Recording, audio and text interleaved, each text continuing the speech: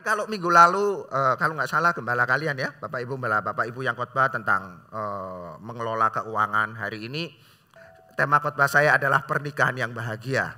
Ya, saya teringat seperti ini. Ini simpelnya ya Bapak Ibu, tapi sebetulnya nggak sesimpel ini sih. Mengelola pernikahan itu jauh lebih sulit ketika mengelola sebuah taman, mengelola sebuah kebun. Ya, padahal orang sudah mengelola kebun itu, kalau bukan tukang kebun, bukan tukang taman, pasti susah pasti. Betul ya?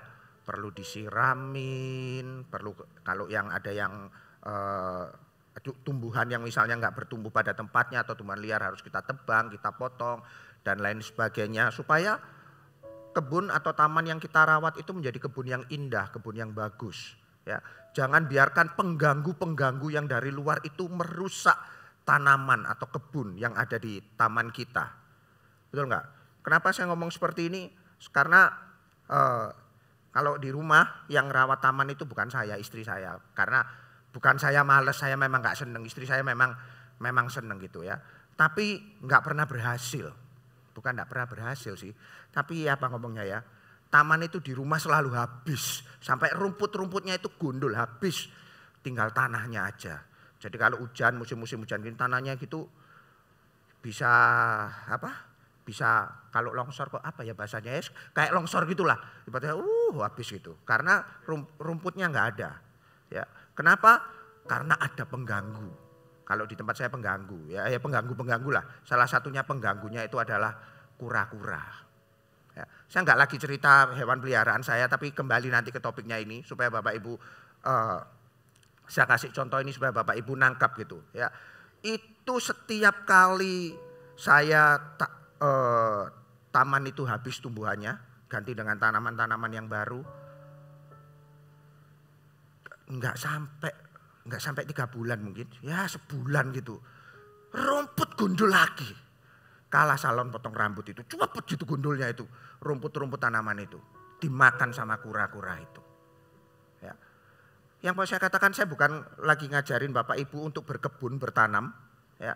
Sama di dalam pernikahan, kalau kita tidak kelola dengan baik ada pengganggu-pengganggu, baik dari itu internal ataupun eksternal, maka pernikahan kita nggak akan pernah jadi pernikahan yang berbahagia. Ya. Oleh karena itu kita harus mengelola, kita harus mengupayakan, kita harus mengusahakan bagaimana supaya pernikahan kita itu bisa menjadi pernikahan yang berbahagia, pernikahan yang berhasil. Ya. Saya bisa katakan seperti ini, kehidupan pernikahan adalah kehidupan yang berbeda dengan waktu kehidupan kita masih bujang, kehidupan kita masih lajang. Betul enggak? Ya. Saya secara pribadi cukup kaget, cukup syok ketika masuk di dalam pernikahan. Ya. Syoknya itu saya percaya orang yang di sini yang masih single, yang belum menikah, pasti pengen cepet-cepetan menikah. Benar nggak? Nggak usah dijawab, saya tahu dalam hati gitu ya. Ya, pasti pengen cepet-cepetan menikah. Tetapi ketika menikah, saya percaya juga, saya dulu nggak ngomong gitu, menikah itu menyiksa, enggak. Bahagia, tapi kaget. Karena nggak bisa bebas seperti dulu waktu masih single, seperti dulu masih bujang. Gampangannya harus bertanggung jawab, minimal kalau belum punya anak tanggung jawab. Kalau saya sama istri ya, kalau istri ya suami tentunya ya kan. Berbeda. Yang kita lakukan kalau dulu bujang, makanya tadi saya sempat bilang kan, saya ini biasa di luar. Nggak seneng saya ini di rumah. Sejak dari dulu waktu masih bujang itu mulai dari pagi sampai malam, hidupnya di luar terus. Bahkan mami saya sering marah. Ini rumah ya, bukan tempat kos. Mami saya itu sering ngomong kayak gitu. Bahkan mami saya itu selalu nyediain makanan, biasanya kan pasti ya orang tua nyediain makanan buat seluruh keluarga. Dan biasanya selalu di apa ya bahasanya ya, kok nggak enak ya, diberi sisa lah, bukan sisa ya, apa ngomongnya ya, kok sisa itu kelihatannya kok nggak enak konotasinya. Pokoknya disiapin untuk anaknya yang tersayang ini loh, karena pulangnya malam-malam jam 10 itu buat saya pagi itu, saya sampai rumah jam 10. Ya. Dan saya biasanya nggak makan itu setelah sampai rumah karena sudah makan sama teman-temannya di luar. Itu setiap hari saya dengar kata-kata profetik itu. Selain anak kos, ya biasanya tidur di gereja, makan di gereja lah, itu biasanya yang sering saya dengar itu. Dinubuatin itu. Ya. Beda kehidupan pernikahan dengan kehidupan waktu masih single itu. Ya. Dan apalagi bedanya apa? Ketika kita hidup bersama dengan pasangan kita, banyak segala perbedaan baik sifat, karakter, cara pandang kita, kebiasaan kita. Ya. Dan kalau kita tahu berbeda itu, supaya pernikahan bisa berhasil, kita butuh menyesuaikan diri dengan pasangan kita. Betul nggak? Ya. Butuh penyesuaian diri, jangan hidup masih single, masih bujang. Ya. Dan saya sampai sekarang pun masih belajar. Makanya tadi saya katakan ketika saya single, saya sering di luar. Ketika saya menikah, kalau saya di luar terus, ya saya tahu kalau yang dulu masih single yang ngomel, mama. Kalau sudah menikah yang ngomel, istri. Benar gak? Ada yang merasa seperti saya? Atau cuman saya aja yang di sini? Enggak ngaku. Masih single semua kelihatannya di sini. Ya, saya butuh menyesuaikan diri dan itu enggak mudah. Ya, sama kalau misalnya Bapak Ibu kayak gini loh, butuh menyesuaikan diri kayak gini. Kalau misalnya saya tanya ini, ya Pak Joni aja saya tanya. Kalau misalnya ke pantai Pak Joni, pakai pakaian apa Pak Joni? Lu pakai bikini katanya Pak Julius. Horor kan. Maksud saya pasti dia akan menyesuaikan pakaiannya. Gak mungkin Pak Joni ke pantai pakai jas kayak gini, pakai dasi. Orang akan lihat agak nyentrik ya orang ini ya, aneh ya. Masa ke pantai pakai kayak gini? Kan enggak kan? Pasti pakai gini ya ke gereja, ke pesta. Betul enggak? Sama ketika kita sudah menikah, kita harus menyesuaikan karena kita tahu kalau pernikahan kita ingin berhasil, pernikahan kita ingin bahagia. Sesuaikan diri kita. Banyak kalau mau ngomong menyesuaikan diri itu banyak. Tapi satu hal yang saya mau ingatkan, ya itu termasuk buat saya. Yang paling penting ketika terjadi penyesuaian diri, jangan terjadi tuntutan dan tuntutan, sering menuntut. Ya, biarkan yang menuntut itu tugasnya jaksa, bukan tugas Bapak Ibu. Ya. Jangan banyak tuntutan, entah engkau menuntut bagi dirimu sendiri atau pasangan kita yang kita tuntut. Ya. Jangan menuntut. Ya. Karena biasanya kalau sering dituntut atau mungkin kalau diri saya misalnya, saya tuntut diri saya sendiri. Saya mau katakan, saya ini bukan Superman, saya ini cuma orang biasa.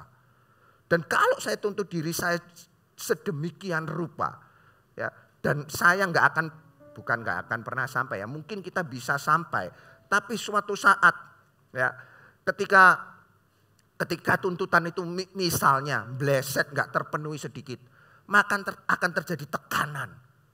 Ya, itu kalau saya menuntut diri saya sendiri. Kalau pasangan saya menuntut saya sama. Ketika terjadi tekanan, seolah-olah kalau itu tidak terjadi ketika kita menuntut harus seperti ini. Kesannya saya ini salah terus saja, nggak pernah benar. Benar nggak? Ya benar ya, salah terus nggak pernah benar, betul ya.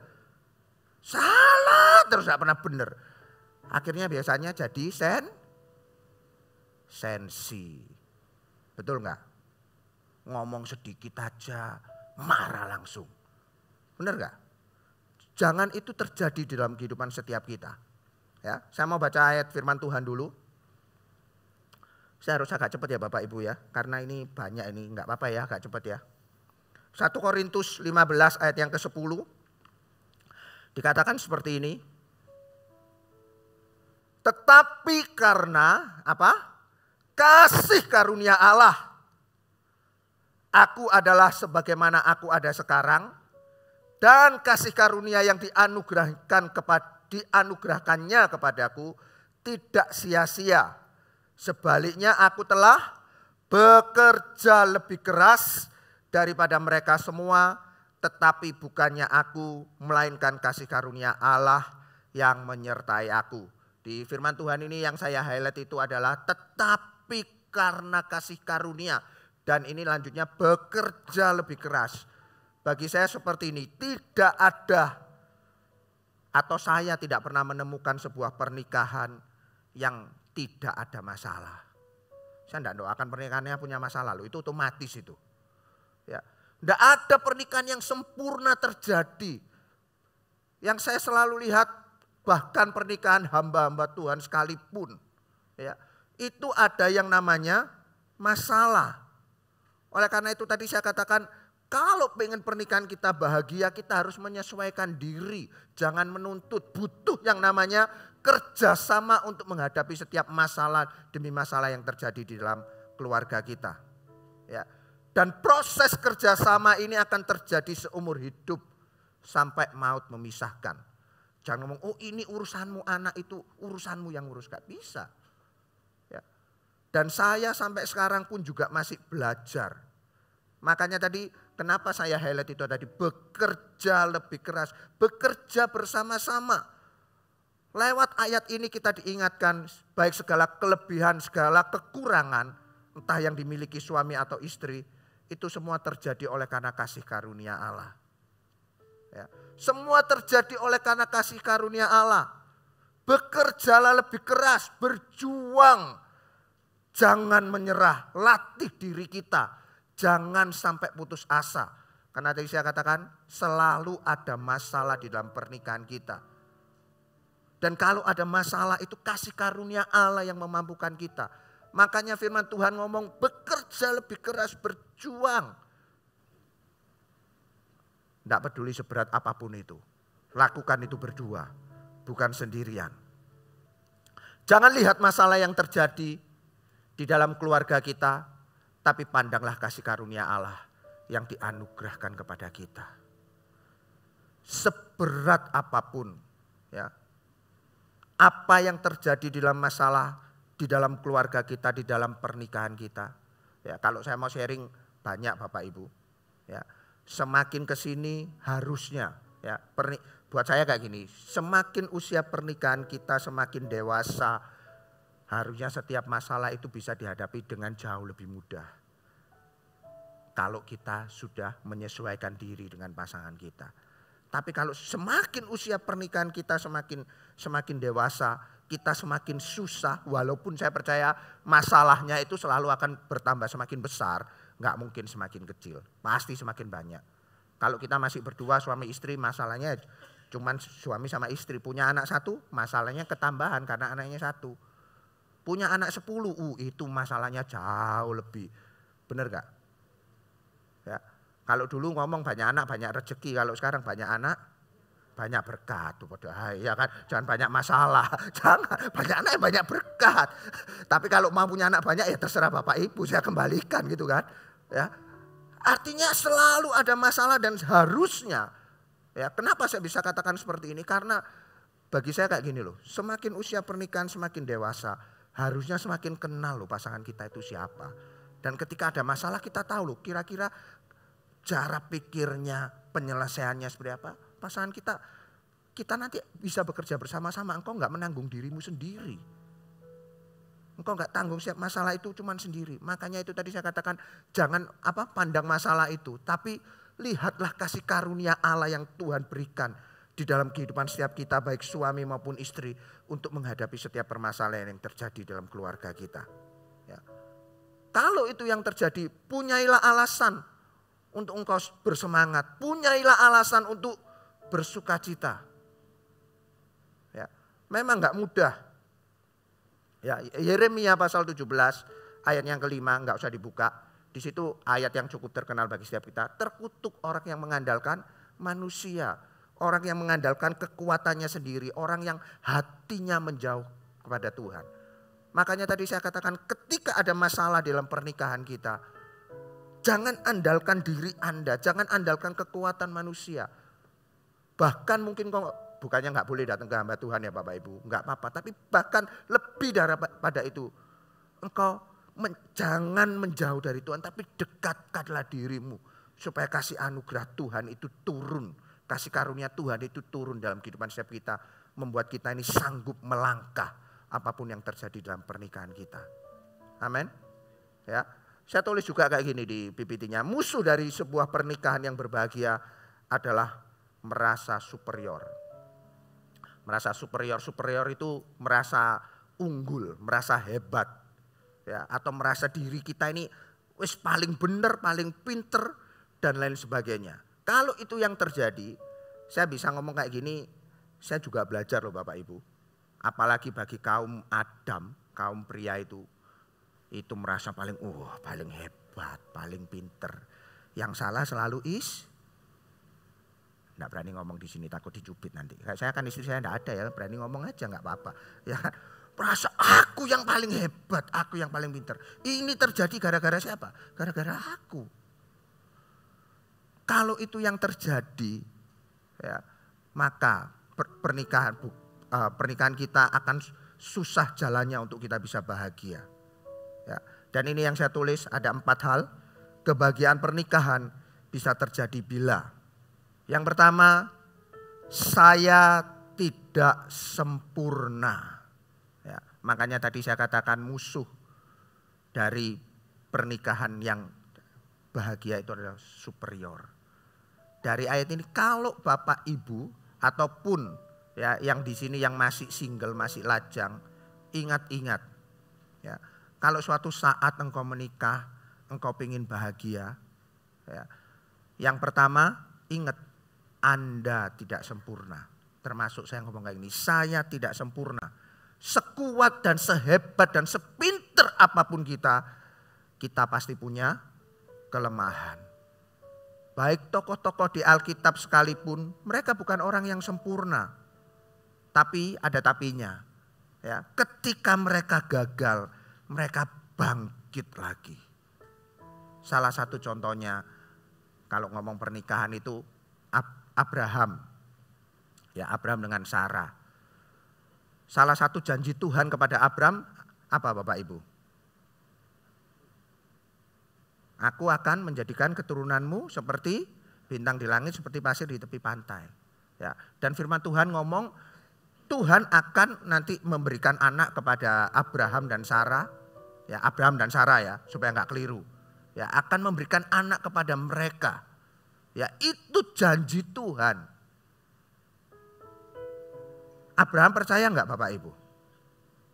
Hah? Percaya kan? Ya. Tetapi di tengah-tengah kepercayaannya, di tengah-tengah jalan. Tadi saya katakan orang yang terkutuk itu adalah orang yang mengandalkan kekuatannya sendiri. Orang yang mengandalkan manusia. Di tengah-tengah perjalanannya, ya yang di Alkitab mungkin Sarah yang ngomong, oh mungkin benar mungkin Tuhan kasih anak. Bukan lewat aku mungkin. Lewat siapa? Lewat Hagar. Berusaha membantu Tuhan. Ya. Sempat gagal Abraham. Ya. Tapi dia bangkit lagi, dia tahu. Sama. Ya. Saya mau katakan, kenapa saya ngomong kayak gini. Kita pun sebagai manusia, sehebat apapun, sekaya apapun, sepinter apapun kita tetap punya yang namanya kelemahan. Ya. Kalau kita sempat di dalam perjalanan sempat gagal, ayo bangkit lagi. Ya. Jangan jadikan alasan setiap kelemahan kekurangan kita. Ya memang aku kayak gini. Enggak. Engkau bisa bangkit lagi. Jangan engkau terpuruk dengan kegagalanmu. Ya.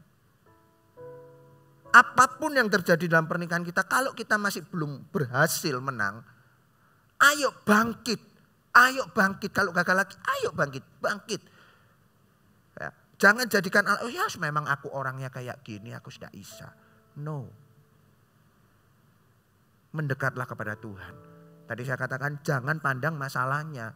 Pandang anugerah kasih karunia-Nya Tuhan supaya engkau bisa menjadi umat yang lebih daripada pemenang. Amin. Jangan malah engkau ya memangnya aku angel ngomong sama suamiku ini. Enggak bisa berubah. Memang orangnya kayak gini. Malah dikutukin. Jangan. Ya, termasuk kalau kita tahu kita yang punya kelemahan. Ayo bangkit. Jangan mengasihani diri kita sendiri. Ya, karena saya juga kadang menjumpai, saya temukan orang-orang yang kayak gini. Ada. Ya, dalam penggembalaan ada. Ya, memangnya aku sudah kayak gini kok, salahmu. Aku dari dulu kan sudah sebelum kita menikah, kamu tahu. Aku mandinya sehari sekali, sekarang sudah menikah kamu kok nuntut aku mandinya sehari 2 kali. Ya berubah kalau tahu, masa mandi sehari sekali gitu kan. Loh serius ini saya ngomong ini contoh sungguhan ini. Ya kan, terus tahu setiap kelemahan atau kejelekannya terus gak mau berubah. Memangnya aku sudah kayak gini. Kalau kamu tahu itu gak baik, ya ayo belajar, berjuang. Ya, supaya apa? Saya tahu kita semua gak ada yang sempurna. Tapi pandang kasih karunia Allah. Jangan sampai gara-gara kelemahan kita, kekurangan kita. Pernikahan kita jadi ribut terus saja. Bapak Ibu seneng gak kalau pernikahannya ribut terus, seneng gak? Gak ada yang jawab, bingung saya ini, pakai masker semua. Saya percaya pasti gak seneng. Kalau ada yang seneng gak apa-apa, saya doakan, berarti ada sesuatu something wrong gitu kan. Ya, memang dalam pernikahan ada masalah. Ya. Tapi pandang kasih karunia Allah. Kalau kita gagal bangkit lagi. Tuhan yang memampukan kita untuk berjuang itu. Amin. Ya. Yang kedua, kalau kebahagiaan pernikahan itu bisa terjadi karena, nah ini kebalikannya. Pasangan memiliki kelebihan yang harus selalu didukung. Saya enggak ngomong kelebihan berat badan ya Bapak Ibu ya, supaya enggak salah ya, supaya enggak salah nangkep ya. Kalau engkau tahu pasanganmu punya kelebihan, pujilah dengan tulus. Support itu, dukung itu. Ya, jangan engkau merasa malah tersolimi kayak gitu. Wah gak bisa, pokoknya harus aku yang kelihatan. Daripada dia aku yang harus kelihatan. Aku yang harus muncul. No. Kalau pasanganmu pintar masak, ya pujilah, suruh masak terus. Kamu enak nanti makannya enak terus gitu. Ya puji Tuhan kalau makanannya enak. Kalau gak enak ya doakan supaya enak gitu kan. Bapak Ibu ya. Puji. Apa yang jadi kelebihan pasangan Anda, pujilah itu. Ya, saya pernah suatu saat, ya masih baru-baru ini sih nggak sampai, ya mungkin setengah tahunan lah, setengah tahun yang lalu atau nggak sampai gitu. Tiba-tiba ditelepon oleh salah satu dulu anak penggembalaan saya, sekarang sudah enggak di gereja Mawar Sharon. Dia tiba-tiba telepon saya. Dia minta saya memberkati tempat usahanya, ya, minta memberkati tempat usahanya. Saya tanya, saya ini sama dia ini, saya taunya dia ini seorang pengusaha SPBU, terus kemudian kalau nggak salah agen asuransi kalau nggak salah. Tapi ketika dia telepon saya minta doa pemberkatan untuk usahanya, saya tanya, usaha apa kamu? Dia ngomong, sekarang aku buka butik kayak gitu. Apa ya ngomongnya ya? Ya butik lah ya, dia buat itu loh, buat gaun-gaun pesta. Ya, dia ngomong itu usaha istrinya, dia bilang kayak gitu. Setahu saya, istrinya dulu itu adalah guru les piano gitu. Ya, ketika dia ngomong buka butik kayak gini-gini, ya itu waktu telepon ya. Oke, janjian tanggal berapa apa, akhirnya hari H saya tiba di sana, saya lihat itu showroomnya itu besar gitu, ya showroomnya besar, banyak, ya kalau ngomong baju-baju bagus, baju pesta ya pasti bagus ya Bapak Ibu ya, nggak mungkin saya ngomong jelek kan, baju pesta kan pasti bagus gitu kan, banyak, showroomnya besar. Kemudian saya tanya-tanya sama dia, lu gimana, kok bisa merintis usaha ini kok sampai akhirnya jadi seperti ini. Dia bilang gitu, perjuangannya bagaimana.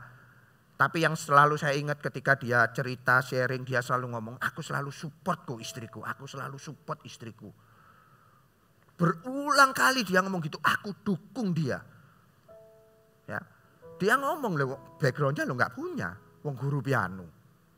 Ya kan, satunya petugas Pertamina, SPBU gitu kan. Kayak nggak ada backgroundnya sama sekali. Tapi yang dia sharing, dia selalu ngomong tak support. Ya, bahkan di tengah-tengah down gitu, enggak bingung. Ya, saya percaya ketika dia buka butik itu, ya pasti pegawainya banyak ya Bapak Ibu ya.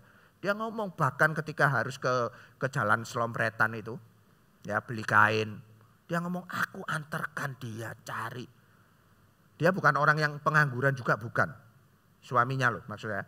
Dia bukan orang pengangguran, dia ngomong bahkan cari kain aku belan-belani, aku ikut cari borci. Bukan donat ya Bapak Ibu, borci, tahu borci? Yang nggak tahu tanya Google aja nanti gitu kan. Pokoknya yang beli kayak gitu-gitunya. Pernak-perniknya yang kecil-kecil itu loh. Dia ngomong aku selalu supportku. Ketika desain, ya dia guru les piano loh ya. Desain itu juga bukan hal yang mudah. Tapi dia ngomong selalu ketika dia down aku support, aku support. Saya lihat sampai akhirnya, ya itu tadi saya katakan, jadi itu butiknya tempatnya besar. Dia ngomong memang tempat ini masih sewa. Ya, tapi saya miss gitu, saya kagum.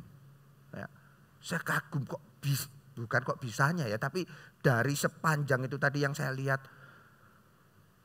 ya itu tadi kalimatnya dia selalu ngomong, aku selalu support dia. Bahkan dalam keadaan yang gak enak sekalipun, misalnya harus beli malam-malam dan lain sebagainya, cari ini cari itu. Dia selalu ngomong aku selalu dukung kelebihannya, aku selalu support dia. Ya. Seberapa sering kita, kalau Anda yang sudah menikah Bapak Ibu, selalu support, selalu dukung kelebihan daripada partner atau pasangan Bapak Ibu. Ya. Kalau enggak pernah, saya ingatkan sekali lagi, tolong disupport. Ya. Saya enggak tahu kelebihannya apa, tapi tolong itu disupport. Saya percaya ketika kalau itu terjadi, ya seperti yang saya sharingkan barusan itu hal yang bukan hal simpel sih, memang harus keluar dari hati yang mengasihi pasangan kita. Ya. Dan kalau itu terjadi, saya percaya pernikahan yang bahagia itu akan terjadi di dalam kehidupan setiap kita. Amin. Yang ketiga, nah ini lanjutannya yang ketiga, ini lanjutannya nomor 2. Mengisi kekurangan pasangan, bukan justru menghina. Ya, jelas ya, saya kasih tulis menghina. Jadi tolong pasangannya jangan dihina. Apalagi dikutuki, jangan. Ya, isi kekurangan pasangan kita. Ya, pasangan kita ini bukan malaikat. Coba dilihat, yang sudah menikah loh, yang belum menikah jangan dilihat, nanti ketemu malaikat sungguhan nanti. Ya, pasangan kita bukan malaikat. Pasangan kita ini orang biasa yang masih punya kekurangan. Ya, bukan cuma kekurangan tapi juga punya kelebihan. Ya, kalau kelebihannya itu berkat bagi kita, betul nggak? Ya, tapi kalau kekurangannya ya harus kita support, harus kita topang. 1 Korintus 13 ayat yang ke-7. Ya. Bisa dicatat aja. Saya bacakan buat Bapak Ibu. Di situ itu 1 Korintus 13 itu ngomong tentang kasih. Ya. Kasih itu menutupi segala sesuatu. Kasih itu percaya segala sesuatu. Kasih itu mengharapkan segala sesuatu. Sabar menanggung segala sesuatu. Ya. Poin yang ketiga yang mau saya katakan, kalau kita tahu pasangan kita ini punya kekurangan, ya, sedangkan kita punya kasih, kasih itu menutupi segala sesuatu, percaya segala sesuatu, mengharapkan segala sesuatu. Ya, beri kesempatan kepada beri kesempatan kepada pasangan kita, untuk pasangan kita ini bisa berubah dari segala kekurangan dan kelemahannya. Ya. Jangan ngomong, dari dulu ya pancet. Enggak berubah-berubah. Ya. Saya ngomong gini karena berkaca buat diri saya sendiri loh. Sungguhan, kalau saya kadang enggak ngomong bertengkar ya, bertengkar itu nanti kelihatannya ya sanggup bertengkar lah gitu aja ya. Saya tahu gitu, kalau saya yang salah gitu ya. Saya say sorry sama istri saya gitu. Misalnya bertengkarnya tentang masalah A gitu aja ya. Saya tahu saya salah, saya say sorry sama dia gitu. Pertama kalinya say sorry. Istri ya enggak apa-apa, lain kali jangan diulangi ya gitu. Besok-besok kejadian yang sama lagi masalah A gitu. Saya tahu saya salah gitu kan. Minta maaf lagi gitu kan. Sorry ya, aku salah ya. Wis 2 kali ya, wis 2 kali. Gitu ya. Suatu saat lagi gitu kan. 3 kali gitu kan. Sorry lagi, sorry ya. Kamu memang gak berubah-berubah kok. Pacet. Coba yang bapak-bapak kalau digitukan gimana? Nah, gak pernah kayak gitu saya sendiri di sini. Atau belum menikah semua? Smackdown. Tahu yang ada dalam hati saya? Ini jujur loh Bapak Ibu. Orang harus minta maaf. Itu minta maaf itu gak mudah loh Bapak Ibu.